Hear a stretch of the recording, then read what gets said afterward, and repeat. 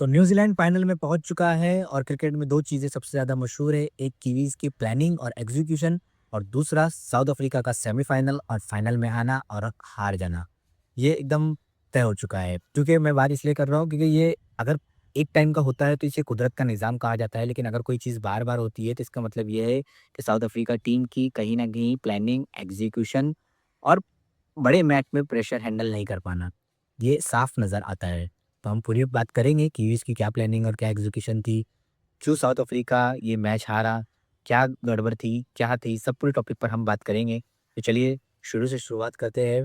पहले मैं south Africa की बात करूँ, फिर उसके बाद शुरुआत करते हैं कि साउथ अफ्रीका का कोई पहली बार नहीं है कि बड़े टूर्नामेंट में सुपर 8 तक के काफ़ी अच्छा परफ़ॉर्म करना, फिर सेमीफ़ाइनल में और फाइनल में आना और एक गलती करना और पूरे टूर्नामेंट से बाहर हो जाना।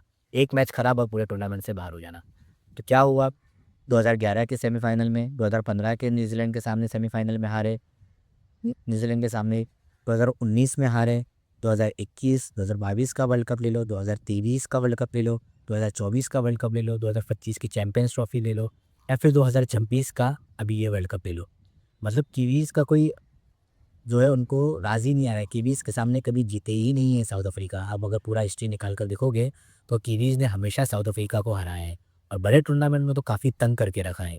तो अगर साउथ अफ्रीका बार-बार हार रही है, तो मैंने आपको कहा कि उनकी कुछ ना कुछ प्लानिंग और एग्ज़ीक्यूशन में मसला है। तो चलिए शुरू से शुरुआत करते हैं। साउथ अफ्रीका ने पहले बैटिंग करते हुए काफ़ी अच्छा टोटल खड़ा किया 170, लेकिन वो 170 में भी जो है उनकी टीम 75 रन पर 5 विकेट दे चुकी थी। वो तो भला हो मार्को जेनिसन का, जिन्होंने 150 तक की भी नहीं लग रहा था, वहाँ 170 तक पहुँचा दिया। तो पहले मैं प्लानिंग और एग्ज़ीक्यूशन की बात कर रहा हूँ, वो क्यों बात कर रहा हूँ कि जहाँ पर एडम मार्करम और क्विंटन डिकॉक ओपनिंग करने आते हैं, तो पहला ओवर आप मैट हेनरी को देते हो, साउथ अफ्रीका की टीम बहुत सँभाल कर खेलती है। लेकिन एक जब जैसे ही क्विंटन डिकॉक स्ट्राइक स्ट्राइक पर आते हैं, तो मिचेल सेंटनर की कप्तानी ये रहती है कि वो मैकॉय ऑफ स्पिन बॉलर को उनके सामने लगा देते हैं। किसके सामने लगा देते हैं? क्विंटन डिकॉक के सामने लगा देते हैं। अब मैकॉय जो है पहले ही ओवर में 9 रन देकर क्विंटन डिकॉक को भी आउट कर देते हैं, रियान रैटलटन को भी आउट कर देते हैं। ये 2 विकेट से के बाद जो है साउथ अफ्रीका की टीम कभी उभरी ही नहीं। मतलब वो 1 ओवर तक के ऐसा लग रहा था कि ब बराबर मुकाबला चल रहा है, लेकिन जैसे ही साउथ अफ्रीका की टीम ने 2 विकेट गँवाए मैकॉय के ओवर में, वहाँ से बाद ऐसा लगा ही नहीं कि साउथ अफ्रीका कहीं पर भी गेम में है। अब मैं न्यूज़ीलैंड की प्लानिंग और एग्ज़ीक्यूशन की बात इसलिए कर रहा हूँ कि मैकॉय ने 1 ओवर डाला, आपने उनको पूरे मैच में ओवर दिया ही नहीं। कोई दूसरा कप्तान रहता तो भाई 2 विकेट लिए तो चौथा ओवर भी लेकर आता। आपने दूसरा ओवर बहुत अच्छा डाले, चलिए आप चौथा ओवर भी डालो, आपने 9 विकेट लिए, 2 विकेट लेकर दिए, मैं 1 ओवर और निकाल लेता हूँ। कोई भी कैप्टेंसी नॉर्मल रहता तो वो यही करता, मैं भी रहता तो मैं भी यही करता। लेकिन मिचेल सेंटनर की प्लानिंग, उनके जो कोच हैं उनकी प्लानिंग और उनकी एग्ज़ीक्यूशन कुछ अलग ही लेवल की होती है। इसीलिए कीवीज़ को इतना परफेक्शन माना जाता है और कीवीज़ जो है देखेंगे कि हर बार सेमीफ़ाइनल्स में पहुँच ही जाती है, फाइनल्स में पहुँच ही जाती है। वो जीतती नहीं है, वो उनका एक अलग मसला है। लेकिन सेमीफ़ाइनल या फाइनल तक तो पहुँच ही जाती है। इस बार मुझे ऐसा लग रहा है कि कीवीज़ फाइनल लेकर जाएगी, क्योंकि काफ़ी बैट्समैन सब उसके फ़ॉर्म में हैं। रचिन रविंद्र बैटिंग से फ़ॉर्म में नहीं है, 50-50 है, लेकिन वो विकेट लेकर दे रहे हैं। मैं साउथ अफ्रीका की बात कर रहा था कि साउथ अफ्रीका में जैसे ही मैकॉय ने 2 विकेट ले लिया, उसके बाद उनको रोक दिया। आप फिर जेमी नीशम को लेकर आते हो, जेमी नीशम का वो 1 ओवर जिसमें 17 रन आते हैं, दूसरी बार ऐसा लगा कि जो है साउथ अफ्रीका की टीम डोमिनेंस कर रही है। शायद इस पावर प्ले में अच्छा टोटल बनाकर निकल जाएगी। लेकिन वो जेमी नेशम का ओवर करना, फिर उसके बाद रुकना, फिर मिचेल सेंटनर खुद पावर प्ले में आ सकते थे, लेकिन वो नहीं आए। उनका कुछ अलग प्लान था। थोड़ा-सा उन्होंने जो है पावर प्ले में स्कोर को बढ़ाया। पावर प्ले के बाद जब फिर पावर प्ले के बाद खुद सेंटनर आए और रचिन रविंद्र दोनों को लगाया। अब Rachin Ravindra left arm, madam Markram right hand, Davis right hand, तो दोनों ने ना काफ़ी पकड़ कर रखा था दोनों को। तो रनर बॉल में बाउंड्री नहीं आ रही, दोनों रनर बॉल खेल रहे थे, बाउंड्री नहीं आ रही थी। आखिरकार क्या हुआ कि लेफ्ट आर्म बॉलर और राइट हैंड बैट्समैन एक क्रिकेट में थोड़ा-सा अलग ही कॉम्बिनेशन है, क्योंकि दोनों की बनती ही नहीं है। क्योंकि जब लेफ्ट आर्म बॉलर डालता है, बॉल बाहर लेके जाता है, जहाँ पे ब्लाइंड एरिया से बाहर निकलता है बॉल, तो ब बैट्समैन के लिए एक ब्लाइंड एरिया ही रहता है। तो यहाँ पर मैडम मार्करम अपना विकेट देकर चले जाते हैं, क्योंकि रन रेट बढ़ता ही नहीं है। आपको रन बढ़ाना है तो आपको अननेसेसरी शॉट्स खेलना ही है और आउट हो जाना है। डेविड मिलर जो है ऐसा लग रहा था कि जो इंडिया के सामने उन्होंने परफॉर्म किया है, तो शायद यहाँ से भी जो है टीम के संचालक बनकर आएँगे, टीम का जो है बोले ना एक मजबूत पक्ष बनकर आएँगे और यहाँ से भी टीम को निभाएँगे। डेविड ब्रेविस अपनी अच्छी पारी बुन रहे थे, लेकिन जो इनका फ़ॉर्म है इस वक़्त, वो एक बार कैच छोड़ने के बावजूद भी पिच पर टिके रहे, लेकिन आउट हो गए। तो कल हमने वो भी देखा कि ग्लेन क्लिफ से भी कैच छूटा, आपको ये भी देखना था तो हमने ये भी देख लिया। तो उसके बाद जो है आप देखेंगे कि साउथ अफ्रीका की टीम फिर रही नहीं। कहाँ तक के थोड़ी बहुत कोशिश की, ट्रिस्टन स्टब्स ने, लास्ट में मार्को जेनेसन ने कोशिश की और काफ़ी अच्छा मैच चला। लेकिन बस प्लानिंग्स और उनकी यही थी कि किसके सामने हमको किसको बॉलिंग करना है। आपको लेफ्टी आए हुए तो आपने मैकॉय को दे दिया, आप राइटी बैट्समैन का आपने खुद सेंटनर और रचिंद्र रविंद्र को निकाला। हालाँकि सभी कैप्टन यही करते, लेकिन खुद का ओवर बचा के रखना, पावर प्ले के बाद डालना, ये भी एक बड़ी प्लानिंग का हिस्सा था। और बहुत सारे जैसे-जैसे करके बाद में जेमी नेशम खाली ठीक ही इसमें ड्रॉबैक रहा कि जेमी नेशम को काफ़ी रन पड़े। एक पहले ओवर में भी काफ़ी रन पड़े और तीसरे ओवर में भी काफ़ी रन पड़े। बाकी पूरा मैच जो देखेंगे तो न्यूज़ीलैंड के कंट्रोल में था। ये 170 रन का उन्होंने टारगेट तो दे दिया। अब ये 170 रन को टारगेट को जब आपको चेज़ करना है तो साउथ अफ्रीका की टीम स्टार्टिंग्स में बहुत अनलकी रही। ये टीम को अनलकी टीम कहा जाता है, लेकिन साउथ अफ्रीका की टीम 1 या 2 ओवर में बहुत अनलकी रही, ये बात हम मानते हैं। मार्को जेनिसन का पहला वो ओवर, वहाँ पर 3 बड़े-बड़े एज लगना और बाउंड्री पर निकल जाना बॉल, फिर कुछ बॉल खेलना, मोटा एज लगना, फिर वो फील्डर से पहले रुक जाना। लेकिन जो सबसे बड़ा मोमेंट है इस पूरे मैच का, वो है एक क्विंटन डिकॉक का गलत कॉल। वो क्विंटन डिकॉक का गलत कॉल इसलिए कि वो फिन एलन का जो कैच था, जो कैच लगकर हवा में उड़ा था, वहाँ पर वो कैच डेविल ब्रेविस का था कि वो सीधा आ रहे हैं, उनके लिए बहुत ईज़ी कैच है। क्विंटन डिकॉक उल्टा भागते हुए जा रहे हैं, तो उनके लिए बहुत डिफ़िकल्ट कैच है।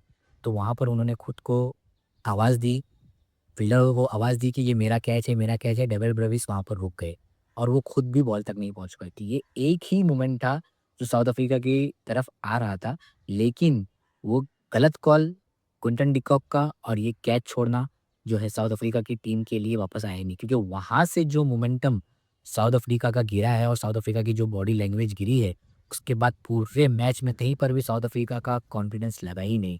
कहीं पर भी वो मोमेंटम दिखा ही नहीं, कहीं पर भी वो ऐसा लगा ही नहीं कि वो वापस से मैच में आना चाह रहे हैं या वापस से मैच खेल कंटिन्यू करना चाह रहे हैं। हालाँकि फिन एलन ने तो अपने करियर की यादगार पारी खेल ली है अगर मैं कहूँ, क्योंकि उन्होंने फास्टेस्ट टी20 50 भी लगाया न्यूज़ीलैंड की तरफ से खेलते हुए 19 बॉल में 50 रन, फास्टेस्ट 100 भी लगाया टी20 वर्ल्ड कप में, क्योंकि आज तक के कोई भी प्लेयर के नाम नहीं है 33 बॉल में। हालाँकि 31 बॉल में 30 बॉल में एबी डिविलियर्स का है, लेकिन टी20 वर्ल्ड कप में 2026 के वर्ल्ड कप में या कोई भी टी20 के वर्ल्ड कप में ये फास्टेस्ट 100 है। तो फिन एलन तो कल एक डरावना ख्वाब, एक सैलाब साउथ अफ्रीका की टीम को सेमीफाइनल से बाहर निकाल देने वाली वजह बनकर आए। तो उन्होंने काफ़ी अच्छी पारी, साथ में टीम सेफर्ट ने भी काफ़ी अच्छा साथ दिया। टीम सेफर्ट, फिन एलन, ये दोनों कोलकाता के ओपनर्स हैं, तो कल कोलकाता के ओपनर्स देख के कोलकाता की टीम देख के बहुत खुश हुई होगी। ये उन्होंने इससे पहले भी 175 रन नॉट आउट इसी वर्ल्ड कप में पार्टनरशिप, पहले विकेट की पार्टनरशिप की थी और आज ये दूसरी बार 100 की पार्टनरशिप की है। तो साउथ अफ्रीका को ये तो बहुत भारी पड़ा और कोलकाता के लिए काफ़ी अच्छी खुशखबरी, और वो देखकर बहुत खुश हो रहे होंगे। तो ये तो न्यूज़ीलैंड की टीम, आपने देखा कि किस 2 गलतियों की वज़ह से हारी, एक प्लानिंग और एग्ज़ीक्यूशन की वज़ह से नहीं हारी है। दूसरा जो सबसे गंदा कॉल था क्विंटन डिकॉक का, जहाँ पर खुद का कॉल कैच ना लेते हुए अगर वो डेविड ब्रेविस को ले सकते तो चीज़ें चेंज हो सकती थी। मैं ये नहीं कह रहा हूँ कि उस वज़ह से जीत जाती, लेकिन हम क्रिकेट में यही मानते हैं कि कैच पकड़ो और मैच जीतो। और आज आज का दिन इंडिया के लिए इम्पोर्टेंट है, क्योंकि बहुत से सवाल फैंस की तरफ से भी आए हैं, बहुत से सवाल लोगों के माइंड में भी चलते हैं कि क्या चीज़ होगी। तो मैंने पूरी वीडियो में आपको बताया है कि क्या अभिषेक शर्मा को खेलना चाहिए या नहीं, वरुण चक्रवर्ती को खेलना चाहिए या नहीं, और क्या शिवम दुबे को हार्दिक पांड्या के ऊपर भेजना चाहिए, क्या अक्षर पटेल को पावर प्ले में ओवर देना चाहिए, क्या हार्दिक पांड्या अपने पूरे 4 ओवर पूरे करने चाहिए? ये सारी चीज़ें हैं और ये सारी चीज़ का जवाब मैं बस 1 मिनट के अंदर देता हूँ। सबसे पहले अभिषेक शर्मा को टॉप नहीं करना चाहिए, क्योंकि उन्होंने वानखेड़े में 135 रन्स की पार्टनरशिप खेली। वरुण चक्रवर्ती हमारे मेन बॉलर है और स्पिनर्स में हमारे टॉप बॉलर है, तो वो 3 मैच में भले से परफ़ॉर्म नहीं कर रहे हैं, लेकिन हमको उन पर भरोसा है। तो शिवम दुबे को कभी हार्दिक पांड्या के ऊपर नहीं भेजा सकता, क्योंकि हमारे वो क्लच प्लेयर है। तीसरा, अक्षर पटेल को पावर प्ले में ज़रूर ओवर दो। चौथा, हार्दिक पांड्या के पूरे 4 ओवर कैसे भी करके निकाले, क्योंकि हमारे पास चौथा, 5वां बॉलर तो है। हम शिवम दुबे की तरफ जाते हैं, लेकिन लास्ट में जो मैच खेला गया था उसमें बहुत भारी पड़े। 2 ओवर में 46 रन, जो कि टी20 के हिसाब से बहुत ही ज़्यादा रन है। अब मैं बात करूँ हेड टू हेड परफॉर्मेंस की, तो हेड टू हेड परफॉर्मेंस में कौन आता है? वरुण चक्रवर्ती आते हैं और दूसरी तरफ आते हैं हैरी, हैरी ब्रूक।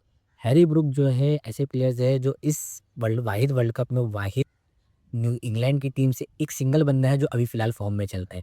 बाकी ना तो फिलिप सॉल्ट फ़ॉर्म में है, जॉस बटलर फ़ॉर्म में है, सैम करन बीच में अच्छे नॉक्स खेल के चले जाते हैं, जैकब बतल अच्छे न फ़ॉर्म के थोड़े से कैमियोज़ खेल के चले जाते हैं, विल जैक्स थोड़े से कैमियो खेल के चले जाते हैं। लेकिन फ़िलहाल इस वक़्त जो सबको अच्छा रोकना है और सबसे अच्छा बैटल जो मुझे दिख रहा है, वो है वरुण चक्रवर्ती और हैरी ब्रूक का। दूसरा मुझे जो बैटल दिख रहा है, वो स्टार्टिंग्स के में हर्षदीप सिंह और जॉस बटलर और क्लिफ सॉल्ट का है।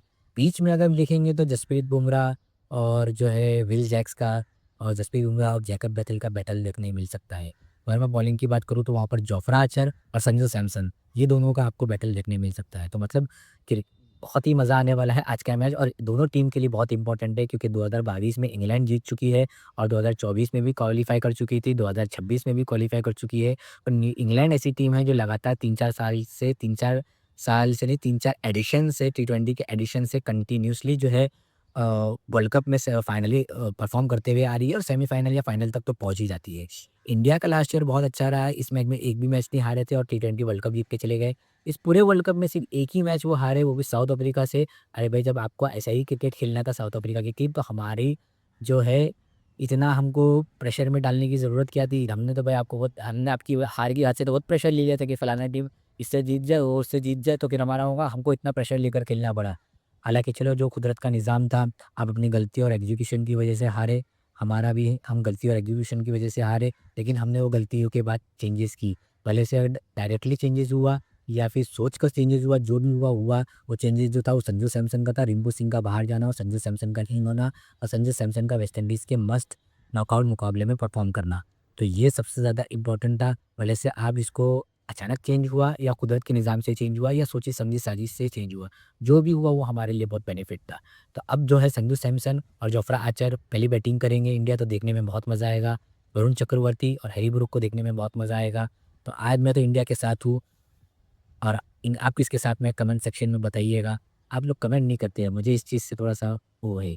आप ज़रूर कमेंट करिए, बताइए कि आपकी फ़ेवरेट टीम कौन-सी है? न्यूज़ीलैंड तो पहुँच चुकी है, इंडिया और इंग्लैंड कौन जीतने वाला है? इन तीनों में से मुझे सिर्फ़ एक टीम का नाम कमेंट करके बताइए कि आपकी फ़ेवरेट टीम कौन है?